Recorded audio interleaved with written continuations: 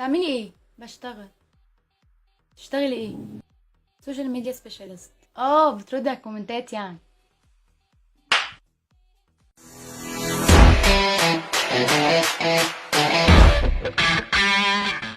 فاكر زمان مهندس الديكور كان مهمش ازاي؟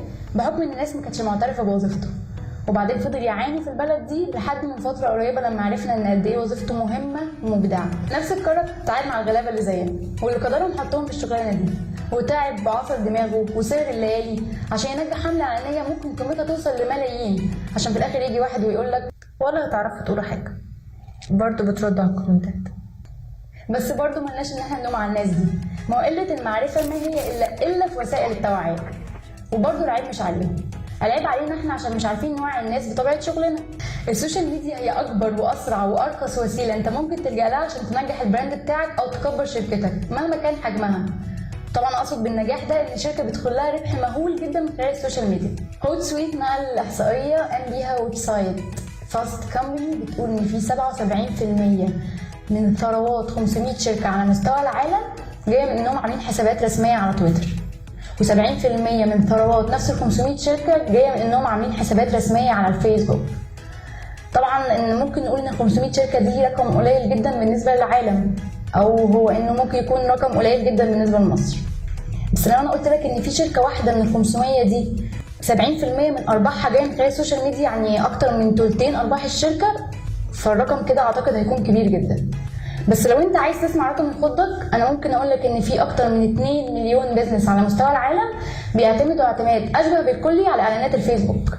كلنا في الاونه الاخيره ايقنا ان منصه او بلاتفورم زي فيسبوك هي منصه تجاريه بحته، يعني انت النفس اللي بيخرج منك عقبال ما بيدخل تاني في ارقام بيصعب عليك استيعابها في الفلوس اللي بتدخل للفيسبوك من خلالك انت بس. والله زي القطط برضه تاكلوا تنكروا، قاعدين اكلين شاربين نايمين حتى مستحميين على الفيسبوك من غير ولا مليم، وبرضه تقولوا ارقام يصعب استيعابها. حاجه غريبه. تفتكر انت الشركات بيدخل لها فلوس بالحجم ده ازاي من خلال السوشيال ميديا بس؟ يا ترى ممكن تدخل لهم الفلوس دي بمجرد ان هم بيردوا على الكومنتات؟ ما كانش حد غلب. الشركات دي بدورها بترجع لشركات تانية اسمها وكالة إعلانية أو advertising agency، أو في رواية أخرى الشركات دي ممكن يبقى اسمها شركات التسويق الرقمي واللي هي الديجيتال ماركتينج. جوه الشركات دي بيبقى شغال فيها واحد على وضعه جدا مبدع مقاتل اسمه سوشيال ميديا سبيشالست. العبقري ده بيبقى مولود بفطرة الإبداع، بيبقى عنده جينات خاصة كده لا تورث. طبعا جنب الموهبة العظيمة دي بيبقى دارس علم السوشيال ميديا.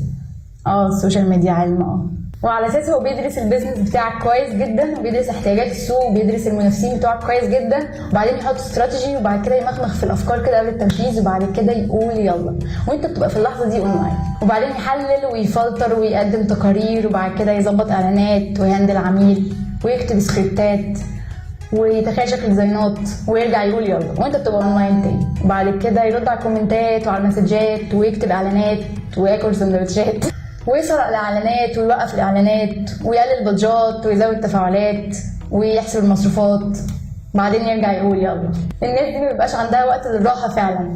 لو احنا عندنا قائمه حاطين فيها الشغلانات اللي الناس بتشتغل فيها 24 ساعه في ال 24 ساعه، فاكيد شغلانه السوشيال ميديا سبيشالست موجوده من ضمن القائمه دي. انت بتخلص شغل بعد 8 ساعات وبتروح، هو بيروح عشان يكمل شغل في البيت، وفي الاخر نلاقي الناس بتقول ان انتوا ما بتعملوش حاجه. لما يجي حد يسالك انت بتشتغل ايه، قول له انا اللي بقول يلا.